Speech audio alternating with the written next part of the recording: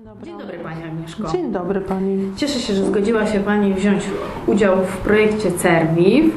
Jako właścicielka pracowni zajęć ceramicznych opowie nam troszeczkę o własnej firmie. A tak na początku proszę nam powiedzieć, dlaczego zdecydowała się Pani na otworzenie i prowadzenie własnej firmy. Wow, własnej firmy. To strasznie brzmi tak bardzo mocno, natomiast to chyba głównie z mojego powodu, jeżeli chodzi o psychikę, nie jestem w stanie pracować dla kogoś. Ja muszę być szefem, bo zawsze miałam takie wrażenie, że ja wiem najlepiej. Ja tutaj w związku z tym, jak się ma szefa, jest problem, dlatego własna firma, bo ja mogę zarządzać, nawet jeżeli źle, to są moje złe rządy. Rozumiem, czyli jednym słowem Pani wywiera decydujący wpływ na losy firmy. Ale zdecydowanie tak. Rozumiem. Zdecydowanie tak. Natomiast dlaczego firmę? Bo zostałam zmuszona jakby krajowo, tak? Z powodu dokumentów różnych, jakie trzeba wystawiać. Znaczy chodzi mi o to, że chciałam sobie zawsze lepić i malować i z tego żyć. Natomiast żeby z tego żyć, trzeba wystawiać rachunki. W związku z tym trzeba być firmą, tak? Bo bez tego ani rusz. No i dlatego mam firmę. Rozumiem. A proszę mi powiedzieć, czy tylko Pani, jeżeli chodzi o rodzinę, jest zaangażowana w jej jak gdyby prowadzenie? Czy może ktoś jeszcze? Ja pochodzę z rodziny lekarzy, więc ja jestem jakimś takim ewenementem w mojej rodzinie. Tą osobą, która zajmuje się sztuką, czyli tak zwanym niczym. Rozumiem. Czy w związku z powyższym było trudno na początku? Na szczęście nie. Na szczęście nie, ponieważ okazało się, że większość tych lekarzy jest lekarzami, ponieważ im kazano i wywierano na nich presję, żeby zostali lekarzami, ale im wszystkim w duszy coś grało. A mnie się po prostu nie dało zmusić. W związku z tym na szczęście takim totalnym zapleczem była moja mama, która pozwoliła mi uczyć się bardzo długo, bo ja najpierw po szkole średniej skończyłam studium plastyczne i dopiero po studium plastycznym poszłam na studia plastyczne. W związku z tym jakby moja nauka trwała dużo dłużej niż przeciętnego człowieka. I na szczęście moja mama jakby finansowała tak moje życie, bo nie poszłam do pracy i finansowała szkołę plastyczną, która jest drogą szkołą. Także jeżeli chodzi o wsparcie, tak, miałam bardzo duże wsparcie mojej mamy. A teraz zapytam o takie trudności związane bardziej z początkiem Pani pracy jako ceramika. I tutaj bym zapytała o jakieś trudności, ewentualnie jak Pani sobie z nimi radziła. To znaczy tak, któregoś dnia, jak ktoś się mnie pytał o trudności i sobie pomyślałam, jaką drogę przebyłam, to po prostu ja nawet teraz chyba nie umiem powtórzyć, jakie to były trudności, bo to był jakiś gigant totalny. Natomiast i w tej chwili ja nie wiem, czy bym się w ogóle porwała drugi raz na taką działalność. Natomiast wtedy wydawało mi się to tak naturalne i przechodzenie przez to wszystkiego po kolei, że nie spodziewałam się, że są to problemy. Natomiast gdybym teraz tak patrzyła z perspektywy, to właściwie każda rzecz była dla mnie problemem. Na zasadzie znalezienie lokalu, znalezienie odpowiednich materiałów, swojej drogi, to znaczy co chcę robić, tak? Co chcę robić, a jednocześnie żeby się sprzedawało, no bo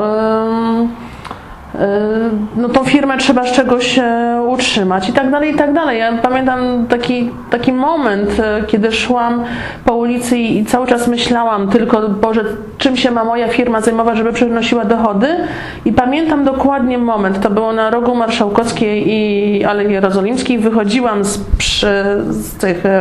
z podziemi i dostałam straszną ilość ulotek. Ja je przeglądałam i patrzę, co tam jest. Nauka jazdy, nauka angielskiego, studium policjalne dla pracujących. Ja sobie myślę, Boże, nauka. Tak, to jest to. Przecież ja jestem podwójnym magistrem, bo jestem oprócz tego, że magistrem sztuki, to jeszcze pedagogiki. Myślę, przecież ja mogę uczyć. Dlaczego ja w ogóle nawet nie pomyślałam o tym, że ja mogę uczyć ceramiki?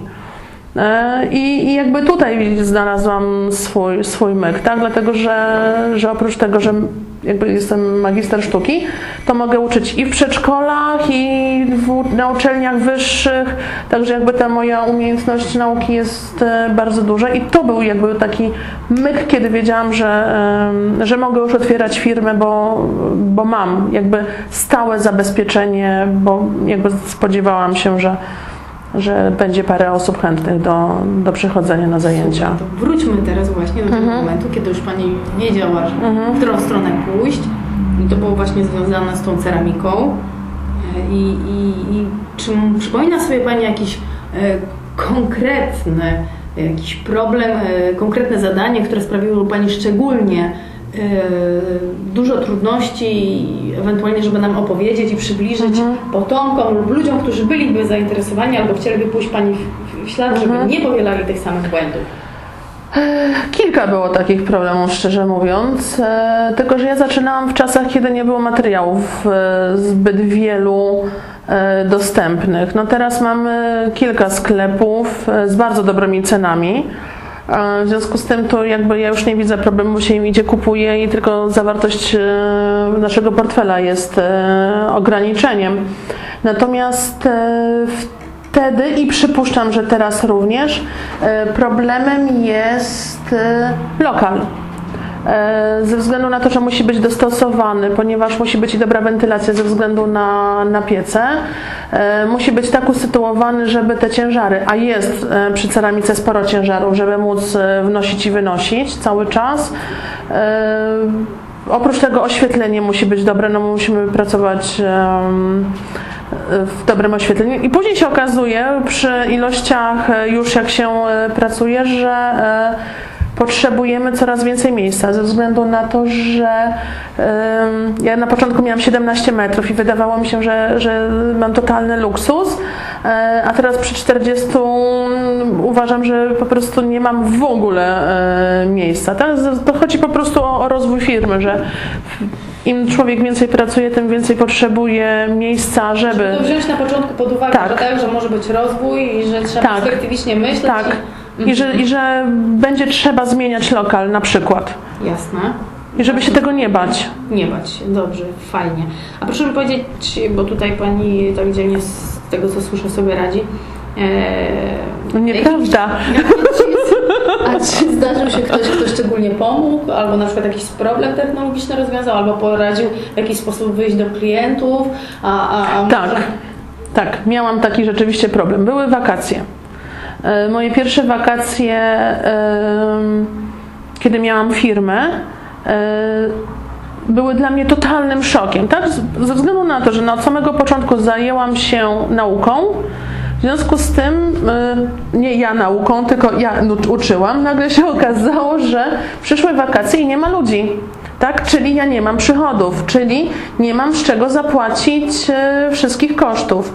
Ja pamiętam, że stałam raz na środku pracowni i zastanawiałam się, Jezu, co ja mam zrobić, tak? Bo przyszedł lipiec i ja nie mam na koszty. I zadzwoniła w tym momencie moja przyjaciółka, wtedy jeszcze koleżanka, i spytała się, czy pojadę z nią na kiermasz.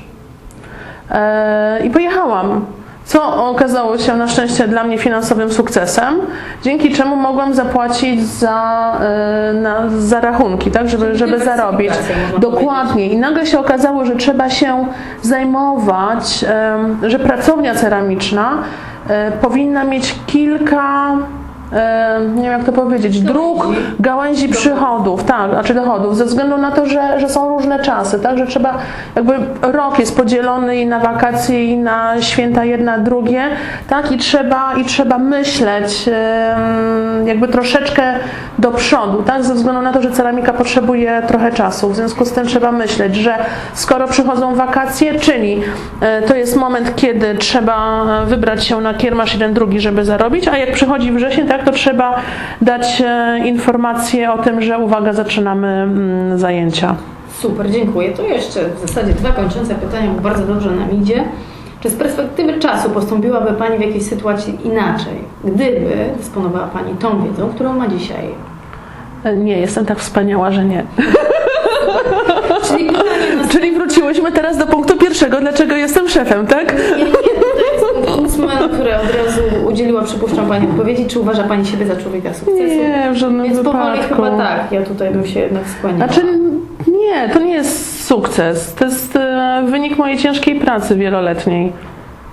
A że ja zadowolona jestem raczej z mojej pracy, no to jest mój sukces, natomiast czy to tak można postrzegać? A czy firma rodzinna to atut, czy ograniczenie? No jeżeli weźmiemy pod uwagę, że teraz moja mama wkręca nóżki moim bociankom, tak, jest to firma rodzinna, natomiast czy bierze z tego, czyli jakby współpracujemy? Nie współpracujemy. Natomiast na pewno mi cały czas w jakiś sposób tam pomaga na takiej zasadzie, że sama prowadziła firmę przez wiele lat, w związku z tym pomaga mi w pomysłach, czy też mówi, w jaki sposób sobie z czymś tam poradziła, natomiast nie jest to firma rodzinna. Jasne. A jeżeli chodzi o plany na przyszłość? No tak, to jestem akurat teraz w takim momencie, że ciężko mi powiedzieć, co bym chciała, dlatego że mam takie wrażenie, że wszystkie drogi, jakie już mogłam w mojej małej działalności zdobyłam, tak? To znaczy prowadzę całkiem fajne zajęcia, mam nadzieję, mam ileś galerii do współpracy, wiem, gdzie należy jechać, jeżeli chodzi o kiermasze, żeby zdobyć nowych klientów na przykład, ale potrzebuję czegoś więcej. To znaczy chodzi mi o to, że potrzebuję jakiegoś mistrza. Tak? Patrząc na spotkania ceramiczne w Polsce, robimy bardzo podobną ceramikę. Nie mówię, że złą, piękną, tylko że w jakimś bardzo przybliżonym stylu. Potrzebuję obejrzeć gdzieś coś, co robią ludzie na świecie. Jakichś materiałów, może magazynów, może, nie wiem, nie... Brakuje jakiejś platformy, czegoś brakuje? Takiej dla profesjonalistów. Tak, można tak, powiedzieć? na zasadzie tak, bo potrzebuję mistrza, tak, jakiegoś człowieka, który by, znaczy nie mówię, że chciałabym się wzorować, tak, tylko żeby inne kierunki jeszcze mi pokazał, żebym jeszcze, ja nie mówię, że akurat miałabym robić to, co on by mi pokazał, tylko żebym miała jakieś rzeczy, z których mogłabym coś dla siebie czerpać. Rozumiem, bo aktualnie z tego, co usłyszałam, Pani sama naucza, ale chciałaby też być nauczana. Ale oczywiście, że tak. Rozwijać się. Super. No to w takim razie ostatnie pytanie. W jaki sposób zamierza Pani przekazać wiedzę na temat prowadzenia firmy? Pewnie będzie jakąś formalnością, bo przypuszczam, że Pani już to rozpoczęła, bo już jak gdyby uczy ludzi naokoło, jak to robić. No może niekoniecznie prowadzić firmę, ale jednak... Parę osób, które chodziły do mnie na zajęcia, otworzyły swoje firmy. Gratuluję. Dziękuję. Nie wiem, czy to można nazywać sukcesem, bo można powiedzieć, na swojej piersi wyhodowałam konkurencję, tak? Tak, to prawda. Natomiast czy chciałabym przekazać firmę? Nie wiem. Nie wiem, to jest tak jak z aktorami. Aktorzy raczej nie chcą, żeby ich dzieci pracowały jako aktorzy, tak? Czy w związku z tym, no ja tutaj też nie wiem, czy chciałabym. Czy jest to wspaniała praca, żeby nie było. Ja uwielbiam swoją pracę, natomiast ilość czasu i myślenia cały czas no jest duża. Dobrze. Ale polecam. Bardzo dziękuję jeszcze raz, że zgodziła się Pani wziąć udział w projekcie. Przypominam, że rozmawiała z nami Pani Agnieszka Beres, pracownik zajęć ceramicznych. Dziękuję. Dziękuję.